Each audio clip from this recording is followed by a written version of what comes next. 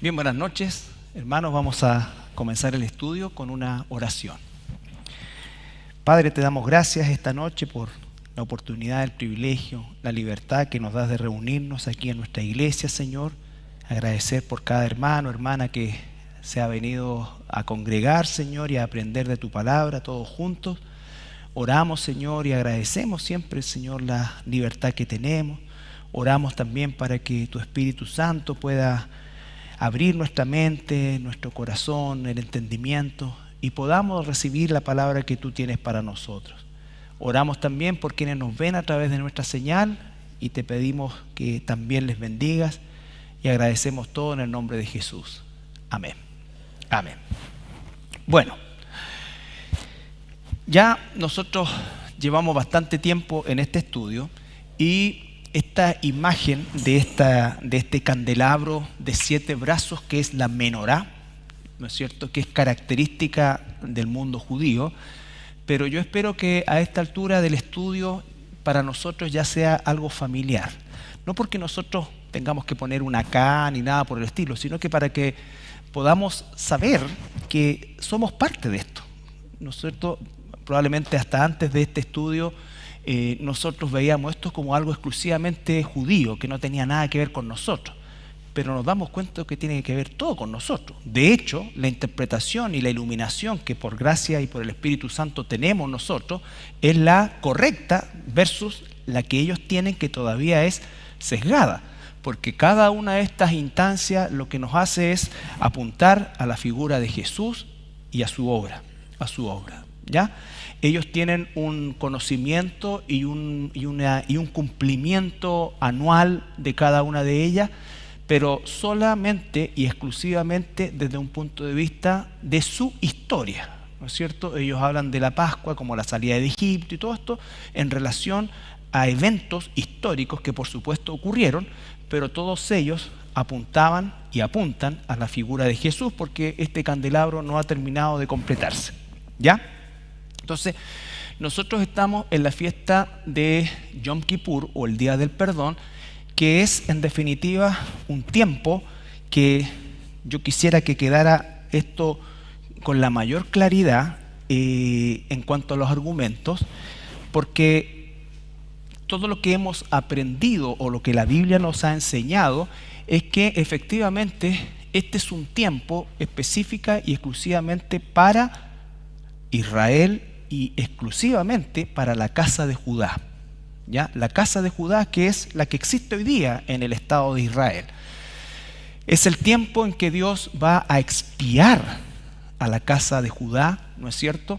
Y es el tiempo que ya profetizó Daniel como la última semana de esas 70 semanas que constituyen todo el plan de Dios, vale decir, todo el desarrollo de esos 7 brazos que están ahí, ¿ya? Entonces, lo hemos profundizado y hemos entregado todos los argumentos posibles para que nosotros tengamos certeza al respecto. Nosotros no vamos a vivir este periodo porque nuestra expiación ya ocurrió en la cruz de Cristo. Él expió nuestro pecado, expió y ganó nuestra salvación, ¿ya? Entonces, bajo esa perspectiva, nosotros hemos llevado adelante todo este estudio y dijimos, todo eso ya lo hemos visto, ¿no es cierto? Hablamos de los acuerdos y nos quedamos con este panorama donde está de alguna manera resumido lo que es todo este proceso. El periodo en que la casa de Judá, recuerden que una de las cosas trascendentales para la interpretación del Nuevo Testamento, porque esto se llama raíces hebreas del Nuevo Testamento, la interpretación del Nuevo Testamento, yo espero, más lo que veamos hoy día, que cada vez se nos haga más claro. Esto correspondió al periodo del cautiverio de la casa de Judá en Babilonia. La casa de Israel ya había sido 150 años antes llevada cautiva por Asiria, dispersada, perdida, asimilada, en fin, las tribus perdidas. Y dice, desde el decreto para reconstruir Jerusalén hasta la entrada triunfal o el Mesías príncipe hay 7 semanas, 49 años y después 62 más, hasta este tiempo en el cual está la entrada triunfal. De ahí, ¿qué es lo que dice? Y después de la semana 62 se quita la vida del Mesías príncipe, ocurre todo esto, y viene este periodo que los profetas no conocieron, no entendieron, porque no se les reveló, que es el periodo de la iglesia, ¿no es cierto? Y dice, y por otra semana, que va a partir del arrebatamiento de la iglesia, va a ocurrir todo lo que estamos viendo, ¿ya? Recuerden, la semana 70, que es esta amplificada, es el Yom Kippur. Este es la expiación de Israel. Este es el día en que los judíos, la casa de Judá, va a reconocer al Mesías, ¿ya? Pero, ¿cómo va a comenzar esto?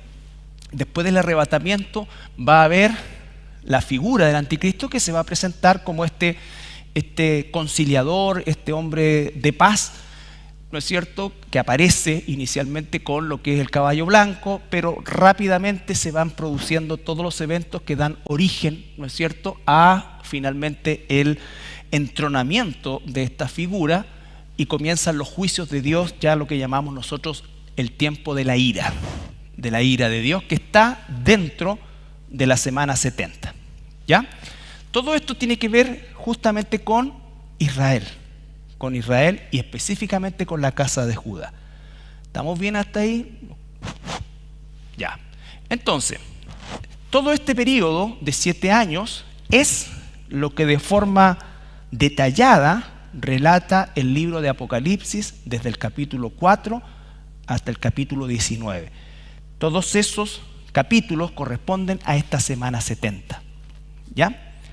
Y a partir de la próxima semana vamos a comenzar a estudiar Mateo 24 y 25 completos, porque esos 2 capítulos son un resumen, diríamos, de lo que es Apocalipsis 4 al 19. Y con eso cerraríamos el periodo del Yom Kippur para pasar a lo que es el reino milenial, que corresponde a la fiesta de Sukkot o tabernáculo.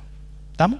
Entonces, ¿por qué hemos hecho harto hincapié en esto? Vuelvo a insistir, porque esto tiene que ver única y exclusivamente a la casa de Judá. Por eso es que después de la semana 62 se sacrifica al Mesías. No se sacrifica dentro de las 62 semanas, sino que después.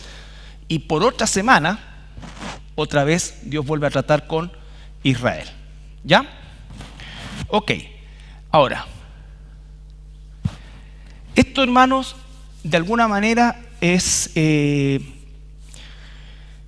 un cambio como los que la palabra nos ha entregado a partir justamente del estudio de las raíces hebreas del Nuevo Testamento, ¿ya? Y es que nosotros tenemos que introducir en nuestra mente que cuando se está hablando de los evangelios, corresponden al Nuevo Testamento desde el punto de vista canónico.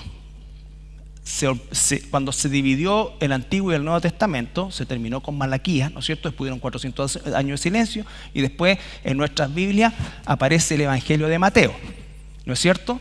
Y eso efectivamente, de acuerdo al canon, es Nuevo Testamento. Pero doctrinalmente, teológicamente, corresponde al Antiguo Testamento, ¿ya?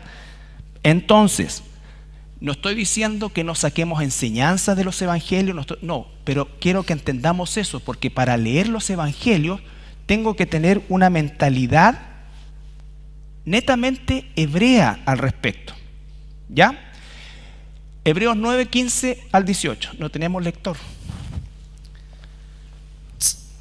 Voy a tener que leer yo, no. Hebreos. Así que...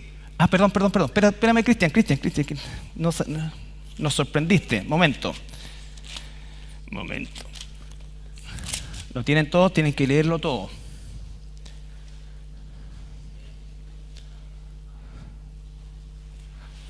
Ya.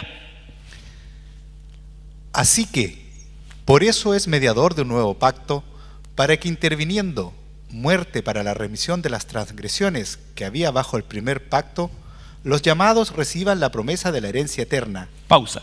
Entonces, aquí se está refiriendo, recuerden que todo el libro de Hebreos es una explicación a los hebreos de la obra de Cristo. Está explicando a partir de todos los sacrificios y de todos los rituales cómo Cristo los cumplió. ¿Ya? Por lo tanto, aquí cuando dice, así que es mediador, se está refiriendo a Jesús. ¿Ya? Porque donde hay testamento, es necesario que intervenga a muerte del testador, porque el testamento con la muerte se confirma, pues no es válido entre tanto que el testador vive. De donde ni aun el primer pacto fue instituido sin sangre. Ya, otra vez. Porque donde hay testamento o pacto. Porque donde hay testamento, es necesario que intervenga a muerte del testador. Pausa. Jesús en los evangelios son un relato solo de su muerte. No, de toda su vida. Jesús vivió bajo la ley, ¿no es cierto? Se relata su muerte, pero Jesús vivió bajo la ley, cumplió cada una de las cosas de la ley. ¿Por qué? Porque tenía que cumplir la ley para poder ser el Cordero perfecto de Dios que fuera sacrificado. Entonces Jesús, y lo vamos a ver con mayor claridad, vive bajo esa ley. ¿Por qué? Aquí está diciendo claramente.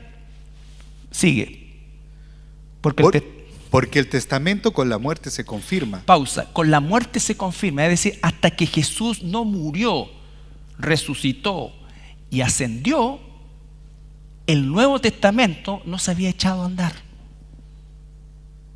¿Dónde se echa a andar el Nuevo Testamento? En Pentecostés, cuando nace la iglesia. Por eso Jesús les dice, cuando pasa después 40 días con ellos, le dice, quédense en Jerusalén porque van a recibir poder y me van a hacer testigos acá, allá, allá, en todas partes. ¿No es cierto? Entonces Jesús, vamos a verlo en Gálatas, vivió bajo la ley. Continúa. Pues no es válido entre tanto que el testador vive, de donde ni aun el primer pacto fue instruido sin sangre. Instituido. Sin sangre, claro. El antiguo pacto era la sangre de los animalitos. El nuevo pacto también es con sangre. Pero no se echó a andar el nuevo pacto hasta que el testador, que es Jesús, muriera. ¿Se entiende? Entonces, ahora, vamos a hacer un salto. Después volvemos ahí. Gálatas 4, 4 al 7.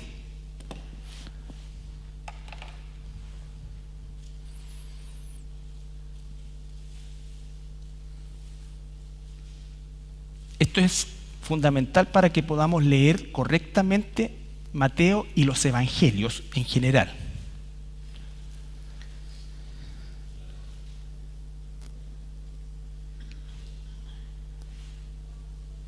4, 4 al 7. Pero cuando vino el cumplimiento del tiempo, Dios envió a su Hijo, nacido de mujer y nacido bajo la ley. Nacido bajo la ley. Jesús nació bajo la ley, vivió bajo la ley y murió bajo la ley. ¿Ya? Entonces Jesús, por eso es que respetó todas las fiestas, todos los tiempos. Tuvo discusiones con los religiosos en base a las tradiciones, pero él no violó ningún mandamiento, los cumplió todos de forma perfecta. De forma perfecta, ¿no es cierto? Tenía que cumplirlos de forma perfecta. Entonces ahí dice claramente, Jesús vino, nació, vivió bajo la ley. Bajo la ley. Sigue. Para que redimiese a los que estaban bajo la ley. Un momento. Para que redimiese a los que estaban bajo la ley. ¿Por qué? Porque si él fallaba en un solo punto de la ley, se pierde todo el proceso. No nos podría haber redimido. ¿Se entiende? Ahora, todos los seres humanos están bajo la ley. Todos. Los que hoy están sin Cristo están bajo la ley. ¿Se entiende? Esa ley es la que los va a condenar. Cuando Jesús dijo, estas palabras que ustedes están rechazando, ellas mismas los condenarán en el día del juicio. ¿Se entiende eso? Nosotros no estamos bajo la ley ritual. estamos bajo la ley moral de Dios, bajo los principios de la ley. El estándar de Dios no ha cambiado. Por eso es que Jesús murió para librarnos de eso. Por eso es que la ley para nosotros, por sí sola, no era una bendición, es una maldición, porque la ley nos acusa, nos condena. Y no podemos hacer nada para cambiar eso. Jesús vino, nació bajo la ley, vivió bajo la ley, murió bajo la ley. ¿Para qué? Para redimir a los que no podíamos salir de ese estado. ¿Se entiende? Continúa. A fin de que recibiésemos la adopción de hijos. Y por cuanto sois hijos, Dios envió a vuestros corazones el Espíritu de su Hijo, el cual clama, Abba Padre. Así que ya no eres esclavo, sino hijo, y si hijo, también heredero de Dios por medio de Cristo. Ya, otra vez. Pero cuando vino el cumplimiento del tiempo, Dios envió a su Hijo, nacido de mujer y nacido bajo la ley. O sea, nacido ser humano bajo la ley, como un judío cualquiera. Para que redimiese a los que están bajo la ley. Pausa. Para poder redimir a los que estábamos bajo la ley, tenía que vivir perfectamente esa ley y morir en esa condición. A fin de que recibiésemos la adopción de hijos. Y por cuanto sois hijos, Dios envió a vuestros corazones al Espíritu de su Hijo, el cual clama, Abba Padre. Así que ya no eres esclavo, sino hijo, y si hijo, también heredero de Dios por medio de Cristo. Ya, heredero de Dios por medio de Cristo. Entonces, teniendo eso en mente, en los evangelios Jesús está vivo, es el testador. Por eso es que Jesús vive como un rabino, como un judío, ¿no es cierto?, cumpliendo perfectamente. Por eso él dice, oísteis que fue dicho, pero yo os digo. Jesús no dijo nada que no fuera en base a la ley. Yo no hablo nada por cuenta mía, todo lo que hablo lo hablo por cuenta del Padre. ¿Y dónde habló el Padre? En el Antiguo Testamento. Jesús habló todo lo que estaba ahí y cumplió todo lo que estaba ahí. ¿Ok? Entonces, veamos ahora. Por ejemplo, la iglesia en el Nuevo Testamento, en los evangelios específicamente, es un misterio. Un misterio. En el Antiguo Testamento está la escatología completa. ¿Ya? Pero está hablando del reino milenial. Por eso es que los judíos nunca estaba en su pensamiento, en su forma de pensamiento, la necesidad de un salvador. ¿Por qué? Porque ellos eran judíos. Y por el solo hecho de ser hijos de Abraham ya se consideraban salvos, ¿no es cierto?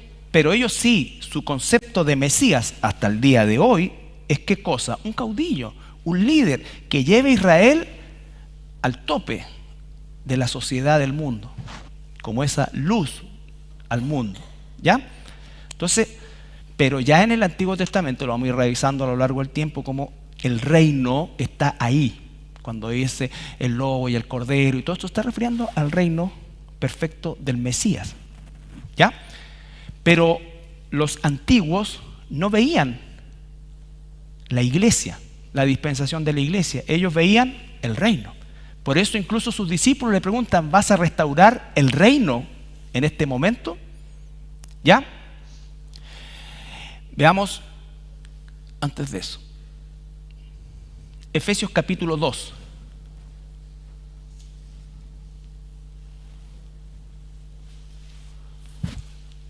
Versículo 11 al 22.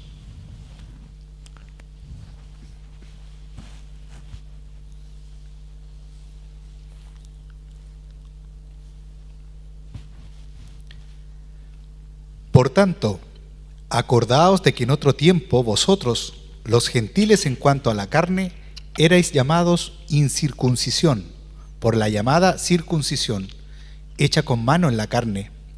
En aquel tiempo estabais sin Cristo, alejados de la ciudadanía de Israel y ajenos a los pactos de la promesa, sin esperanza y sin Dios en el mundo.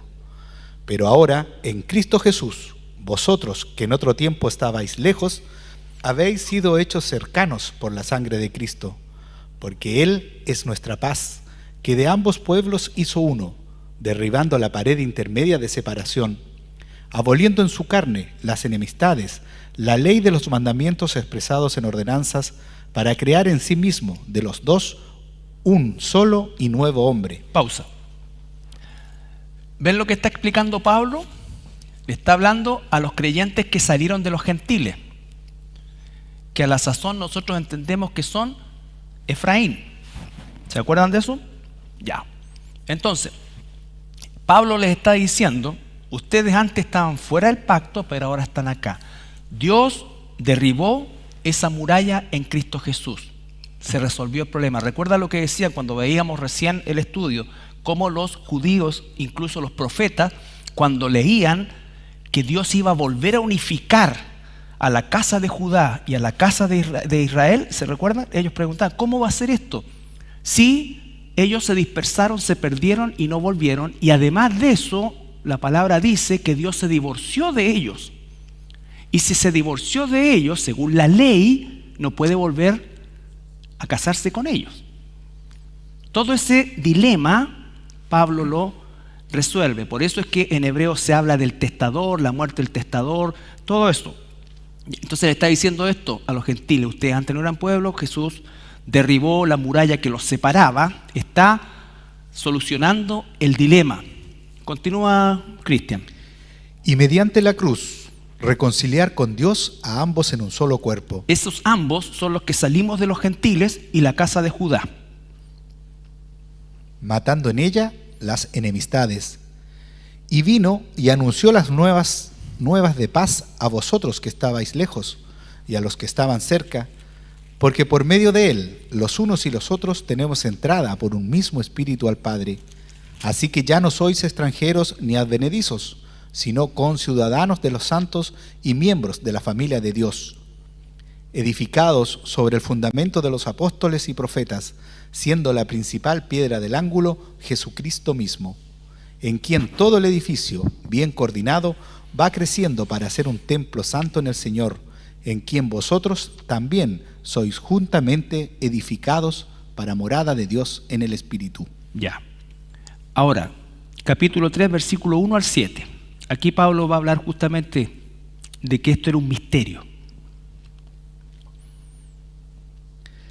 Por esta causa, yo, Pablo, prisionero de Cristo Jesús por vosotros los gentiles, si es que habéis oído de la administración de la gracia de Dios que me fue dada para con vosotros, que por revelación me fue declarado el misterio, como antes lo he escrito brevemente, leyendo lo cual podéis entender cuál sea mi conocimiento en el misterio de Cristo, misterio que en otras generaciones no se dio a conocer a los hijos de los hombres. Ahí está, misterio que en otras generaciones no se dio a conocer.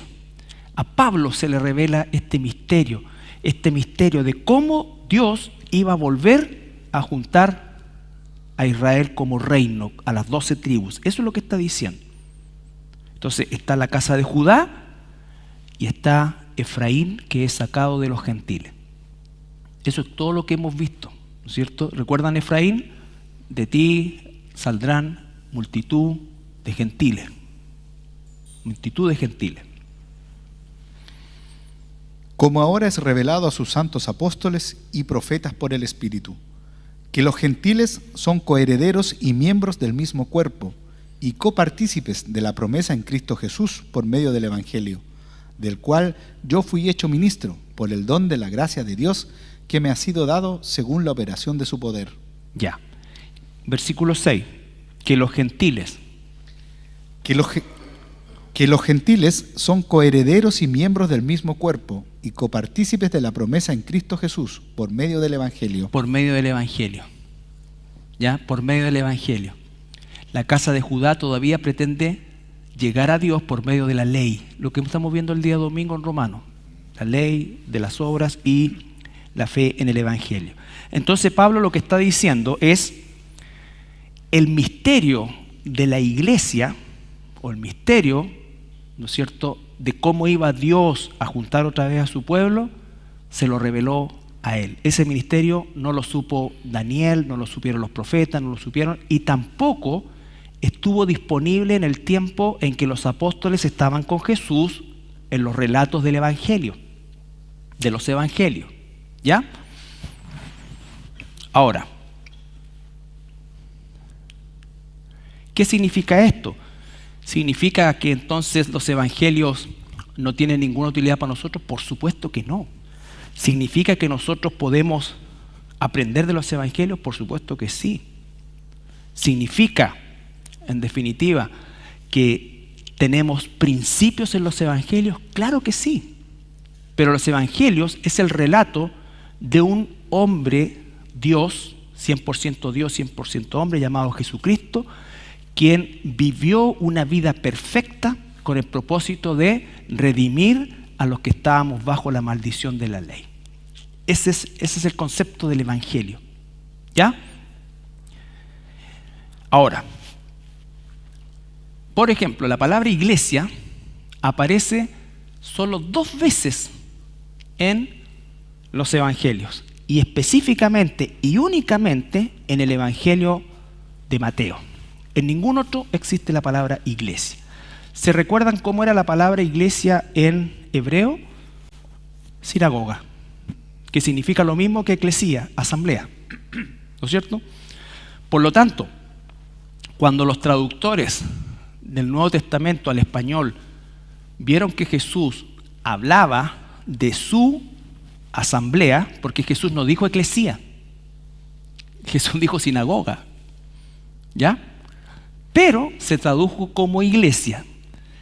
Las 2 únicas veces, porque son las 2 únicas veces que pareciera que tiene como una relación con lo que sería la iglesia.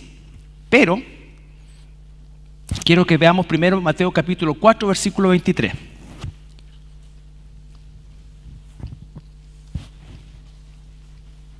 Mateo 4, 23.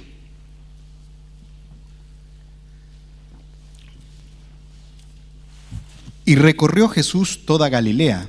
Momento, tienen que tenerlo todo. ¿Lo encontraste, Maxi?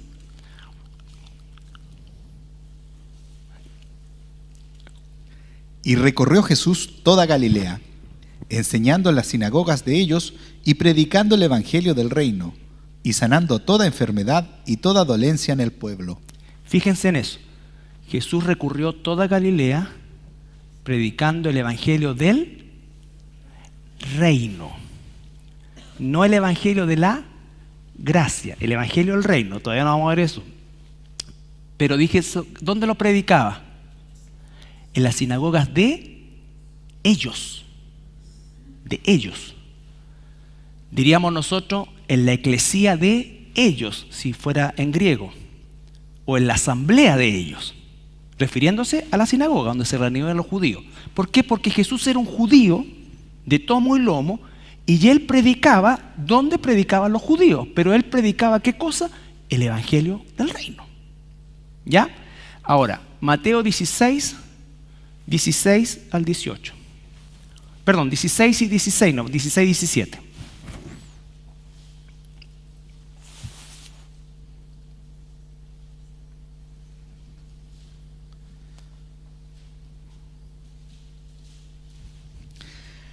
Respondiendo Simón Pedro dijo: Tú eres el Cristo, el Hijo del Dios viviente. Entonces le respondió Jesús: Bienaventurado eres, Simón, hijo de Jonás, porque no te lo reveló carne ni sangre, sino mi Padre que está en los cielos. Y yo también te digo que tú eres Pedro, y sobre esta roca edificaré mi iglesia, y las puertas del Hades no prevalecerán contra ella. Ya. Si usamos la palabra que Jesús usó, que no fue eclesía, esa es la traducción al griego, él dice: yo edificaré sobre esta roca, que es, ¿cuál es la roca? ¿Se recuerdan? La declaración que Jesús es el Cristo, el Hijo del Dios viviente. Entonces le dije: y yo te digo que tú eres Pedro, y sobre esta roca edificaré mi sinagoga, mi congregación, mi asamblea. Cuando él predicó en la sinagoga de los judíos, no dijo mi sinagoga, él dijo la sinagoga de ellos.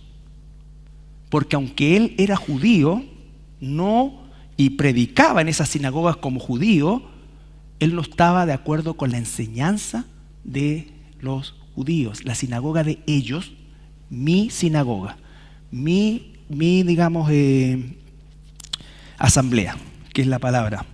Entonces, la asamblea que él dijo, que más encima lo dice en futuro, edificaré. ¿Edificaré cuándo? A partir de Pentecostés. Entonces, ¿por qué estamos haciendo todo este tema? Porque nosotros, cuando leamos Mateo 24, 25 y los evangelios en general, no partamos inmediatamente aplicando las cosas a la iglesia. ¿Me explico? Por supuesto que tenemos que sacar principios de ahí, porque los evangelios que relatan la vida de Jesús como un judío cumpliendo toda la ley. Cuando nosotros, por ejemplo, vemos que hay iglesias cristianas que judaizan la congregación, que judaizan la iglesia, que entonces comienzan a decir que hay que juntarse, volver al sábado, que hay que guardar el reposo, que hay que hacer esto, que no podemos comer cerdo, que un montón de cosas de ese tipo. ¿Jesús hizo eso? Claro, pues si respetó la ley, cumplió la ley para liberarnos de esa ley, no para volver a esclavizarnos. Claro que él respetó toda la ley, pero ¿por qué nosotros no seguimos esas normas que estaban en la ley? Porque Cristo las cumplió. Porque el reino de los cielos no es cuestión de comida o bebida y una serie de otras cosas que Él va a enseñar. ¿Se entiende? O sea, Él cumplió la ley, vivió la ley. Por eso es que nosotros no celebramos Pascua como judíos, porque Él es nuestra Pascua. Nosotros celebramos la cena del Señor. ¿Se entiende? Porque en el fondo Cristo cumplió eso. La fiesta de trompetas no la vamos a celebrar porque es el arrebatamiento. La fiesta de Yom Kippur no la vamos a pasar porque vamos a estar nosotros celebrando otra cosa, las bodas del Cordero. Y los tabernáculos vendremos con Cristo al reino milenial. Por lo tanto, no podemos ni debemos judaizar la iglesia pensando que eso nos hace volver a las raíces de la Biblia. No. Lo que nos hace volver a las raíces de la Biblia es entender lo que hizo Jesús. Lo que hizo Jesús. Ahora, sería mucho mejor celebrar la fiesta de las primicias que el Halloween. Como mucho,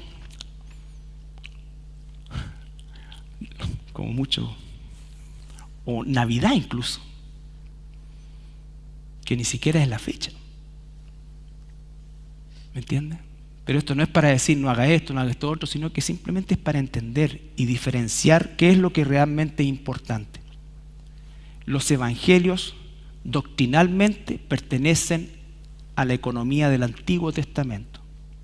Canónicamente pertenecen al Nuevo Testamento. Pero todo lo que está en los evangelios es enseñanza de la época de la ley. De la época de la ley. Jesús vino, vivió y murió bajo esa ley. ¿Ya?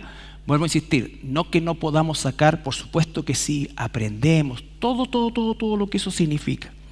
Pero si nosotros partimos ahora con Mateo 24, brevemente, podría haberme saltado esto, pero yo necesito que nosotros entendamos esta primera parte o esta parte inicial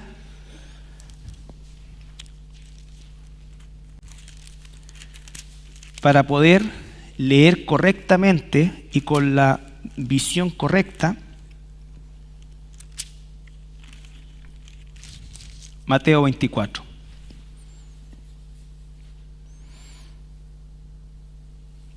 Mateo 24. Mateo 24, 1 al 4.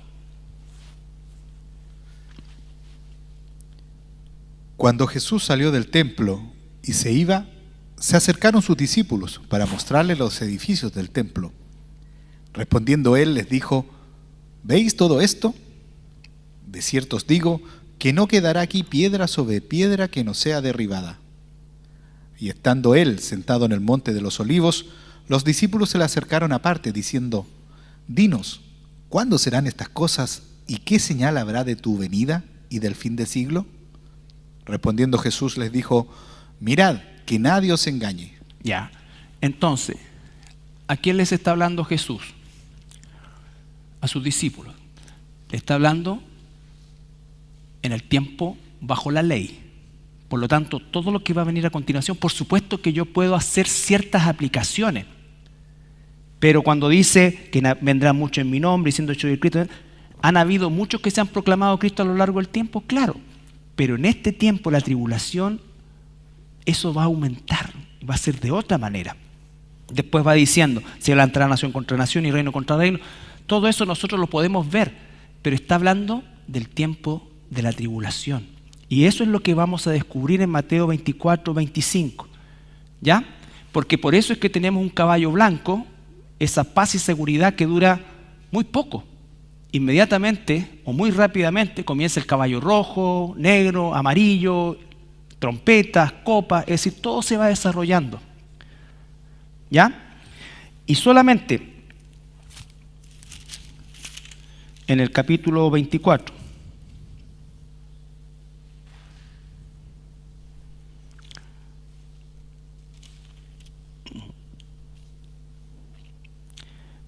...24, 13, 14...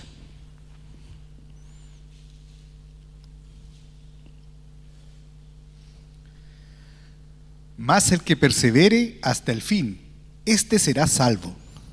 Y será predicado este evangelio del reino en todo el mundo, para testimonio a todas las naciones, y entonces vendrá el fin. Ya. 2 veces se repite el fin. Nosotros no estamos esperando el fin. Nosotros estamos esperando el arrebatamiento, ¿no es cierto? Y nosotros no tenemos que perseverar para conservar nuestra salvación. En aquella época sí, van a ser perseguidos por la marca de la bestia y todas estas cosas. Entonces, ¿qué quiero decir? Que todo lo que nosotros vamos a leer en Mateo 24, 25 y en los evangelios en general, tenemos que tener cuidado de observarlo bajo el prisma correcto. ¿Ya? Bajo el prisma correcto. Porque aún no hay una información doctrinal propia de la iglesia. ¿Dónde están toda la información doctrinal de la iglesia? En las epístolas de Pablo. El libro de los Hechos es la historia de la iglesia. No estoy diciendo que no podamos sacar información y principios y doctrina de los evangelios o del libro de los Hechos. Lo que estoy diciendo es que no son libros doctrinales propiamente tal. El libro de los Hechos está relatando, por ejemplo, en el capítulo 15, el concilio de Jerusalén. ¿Cuál era el tema principal del concilio de Jerusalén? Claro, sacrificado a los ídolos. ¿Existía ese conflicto en el tiempo de Jesús, cuando Jesús está relatado en los evangelios? No existía. Estaban bajo la ley y era claro. Jesús nunca comió nada sacrificado a los ídolos. Jesús cumplió la ley. Pero cuando estamos en el libro de los Hechos, comienzan a haber estas instancias que hacen que los judíos tengan que buscar dirección de Dios. ¿Qué vamos a hacer? ¿Cómo esto? ¿Qué acá? ¿Qué allá? ¿Se entiende? Entonces va contando la historia. De hecho, en ese momento, ¿qué es lo que dice? La conclusión.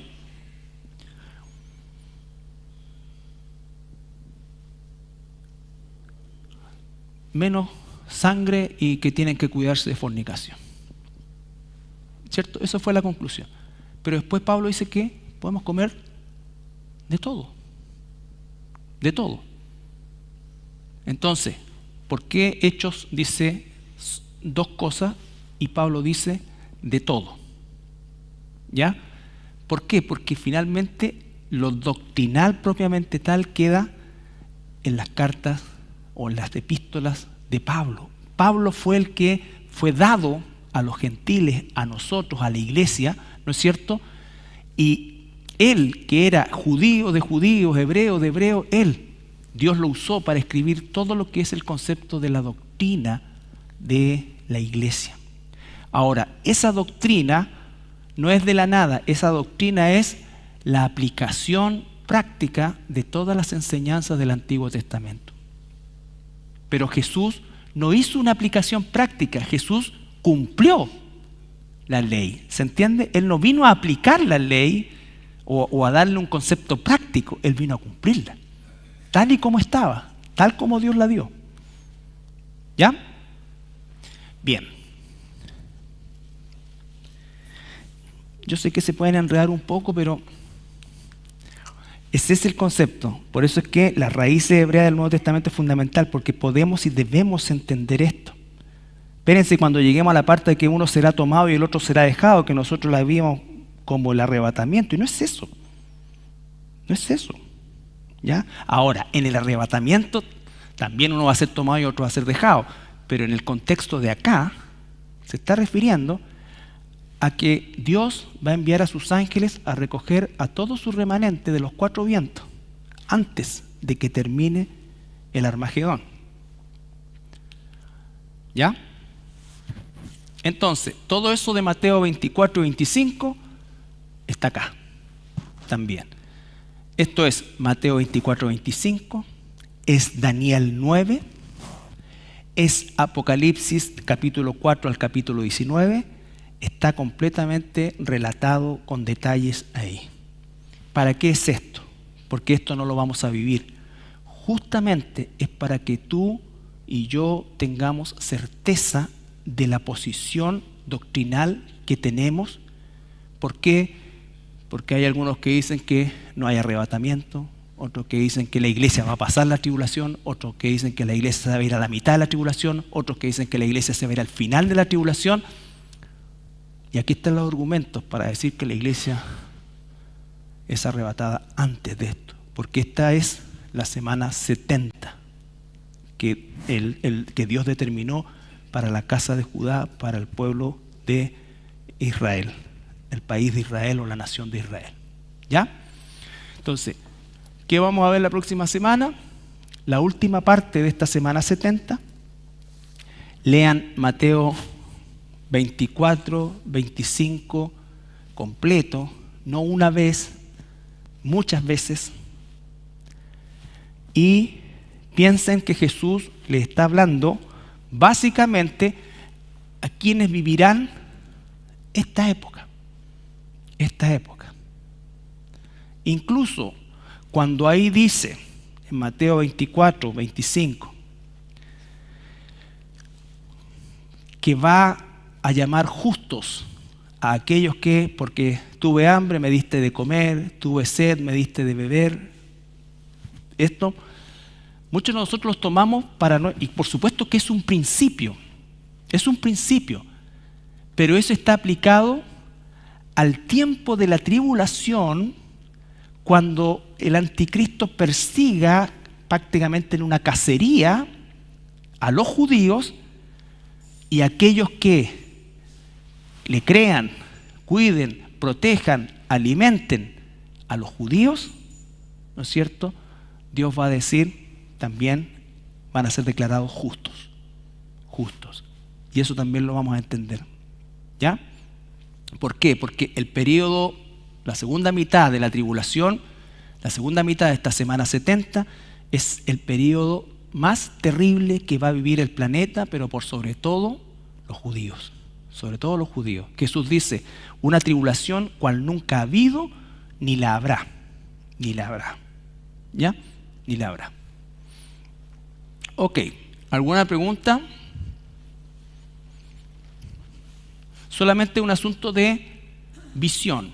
Cuando leo Mateo 24, 25, pienso no inmediatamente aplicarlo a la iglesia, sino que entender que está bajo la ley, que esto es específicamente para los judíos, que la iglesia no ha sido revelada, propiamente tal, la iglesia es revelada a partir del libro de los Hechos y su doctrina es más que revelada, es develada en las cartas de Pablo, en todas las cartas de Pablo. ¿Ya? Ahí están las indicaciones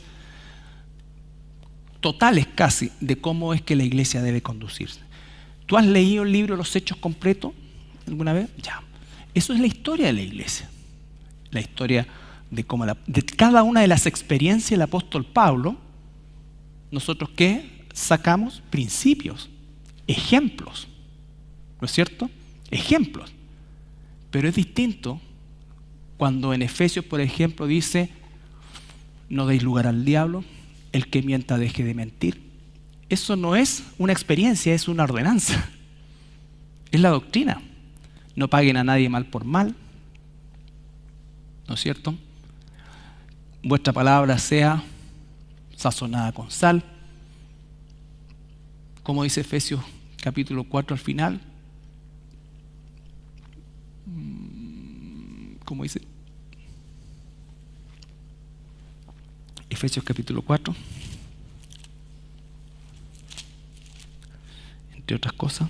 Ninguna palabra corrompida salga de vuestra boca, sino la que sea buena para necesaria edificación, a fin de dar gracia al oyente.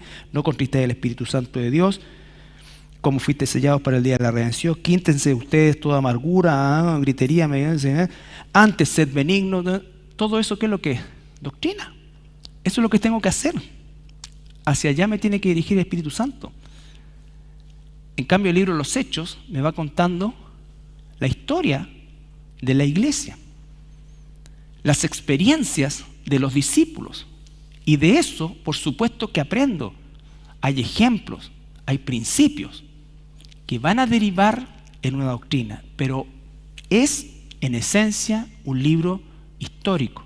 Toda la Biblia es inspirada por Dios y es útil para aprender, redarguir y todo lo que dice, ¿no es cierto?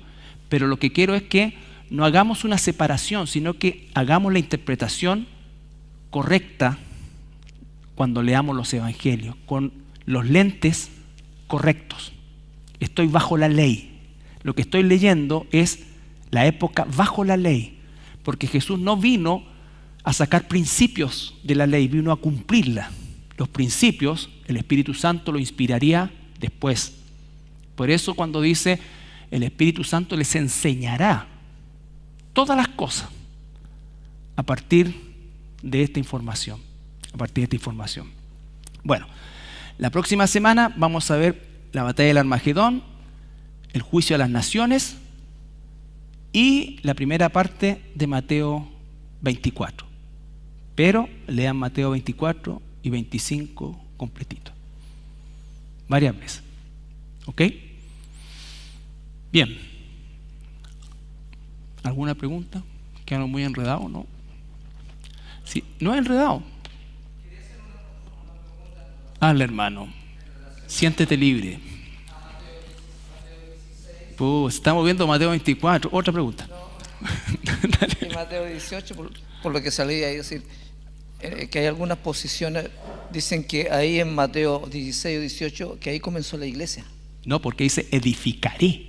Por eso se explica, porque ahí justamente, por eso es en el libro de Hechos. Entonces en el libro de Hechos comienza el Nuevo Testamento. En rigor sí, desde el punto de vista doctrinal. Claro, porque no está escrito cronológicamente. Claro. Entonces ahí se termina la ley y pasamos hacia la gracia. También en el libro de Hechos. Exacto. La palabra dispensación no tiene que ver con una doctrina en particular, sino que tiene que ver con períodos. La Biblia claramente habla de periodo de Adán a Noé, de Noé a Abraham, de Abraham a Moisés, de Moisés a David, y así. Son periodos que tienen características propias. Y hay un periodo que los judíos no ven hasta el día de hoy, que es el periodo de la gracia, porque para entender el periodo de la gracia tengo que tener al Espíritu Santo. ¿Se entiende? Ya.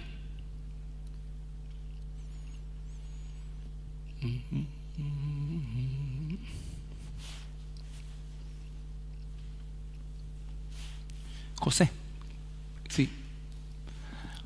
¿Otra pregunta? ¿Nada? Ora. Ok. Sí. Yo pensé que hiciera otra pregunta. Ah, no. No, gracias. Orar. Oramos, hermanos, oramos esta noche, Dios, en tu santo nombre. Primeramente, gracias, Padre, por a través de tu Espíritu Santo poder entender, Señor, poder tener en nuestra vida tu tu palabra, Señor, conocerla. Somos desafiados a seguir estudiando, a seguir aprendiendo, Dios. Gracias, Señor, por el tiempo de nuestro pastor, Padre, de poder enseñarnos, de poder guiarnos esta noche, así como también de nuestros hermanos que están hoy día reunidos acá. Dios, permítanos regresar a nuestro hogar, Señor, a nuestras casas sin ninguna novedad. Bendice esta iglesia, que es tu iglesia, Dios. Damos las gracias en el nombre de nuestro Salvador, nuestro Señor Jesucristo. Amén.